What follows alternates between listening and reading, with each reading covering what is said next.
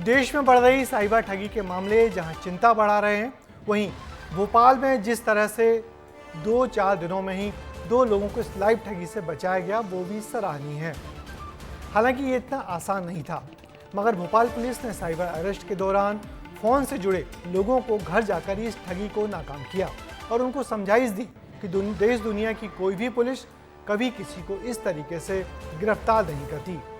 देखिए live cyber arrest को कैसे रोका गया, बता रहे हैं ठगी को रोकने वाले पुलिस अफसर इस रिपोर्ट में। इस वीडियो में भूरे रंग की शर्ट में नजर आ रहे व्यक्ति टेलीकॉम कंपनी के इंजीनियर हैं, जिसे साइबर ठगों ने अपने झांसे में फंसाया था। 6 घंटे तक उलझाए रखा, 3.5 लाख रुपए की मांग की थी। इस इंजीनियर की जगह कोई आम इंसान होता तो साइबर ठगों के झांसे में आकर मुंह मांगी रकम दे देता और ठगी का शिकार हो जाता। लेकिन राजधानी भोपाल के इंजीनियर प्रमोद गोस्वामी ने समझदारी दिखाई और फौरन पुलिस से संपर्क किया और खुद को बड़ी ठगी से बचा लिया। जब ऑफिस वगैरह देखा तो मेरा भी संतुलन बिगड़ गया कि ऐसा हो सकता है क्या कि मेरी आईडी किसी ने शायद यूज की हो उसको, और ये सारी बातें सच हों। तो उस टाइम पे मेरे को ये डिसाइड करने का वो नहीं मिला कि मैं मतलब ये मेरे साथ फेक हो रहा है। मेरा स्क्रीनशॉट उस पे दिखा बैकग्राउंड पे उनके पे कि मेरे जो कॉल आ रहे थे वो वहाँ पे मतलब डायल हो रहे थे। जितनी तेजी से साइबर अपराध बढ़ रहे हैं, पुलिस उतनी तेजी से एक्शन ले रही है। राजधानी भोपाल में पुलिस ने एक टेलीकॉम कंपनी के इंजीनियर को बचाया है। ये भोपाल में 4 दिन के अंदर दूसरा बड़ा केस था। इससे पहले पुलिस ने भोपाल के कारोबारी विवेक ओबरॉय को बचाया था। पुलिस उस वक्त पहुंची थी जब ठग असल में अपराध को अंजाम दे रहे थे। ठीक ऐसे ही राजधानी रायपुर से भी मामला सामने आया। बुजुर्ग महिला से ठगी की गई, लेकिन पुलिस ने 24 घंटे के अंदर कार्रवाई कर ठगों से 9,50,000 रुपए नगद जब्त कर लिए।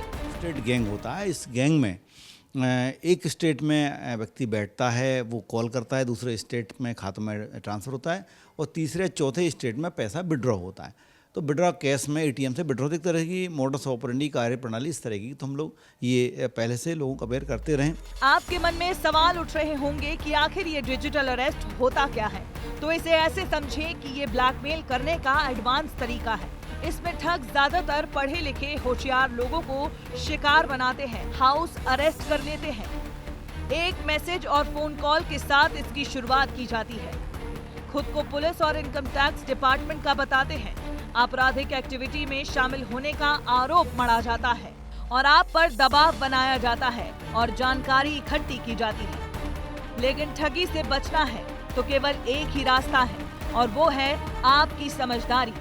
तो आपको सबसे पहले उस पेशेंस रहना, देखना है कि आपने वाकई कोई ऐसा कॉल किया है या ऐसा कोई पार्सल आपका है या ऐसी चीज़ है, वो ऐसी प्रलोभन देके आपसे बोलते कि आपका कोरियर है या आपका बेटा है या बच्ची है, ऐसा करके डराते हैं। साइबर अपराध पुलिस के लिए किसी सरदर्द से कम नहीं है। साइबर ठग केवल आम लोगों को ही अपने निशाने पर नहीं ले रहे, बल्कि नेता अधिकारी को भी शिकार बना रहे हैं।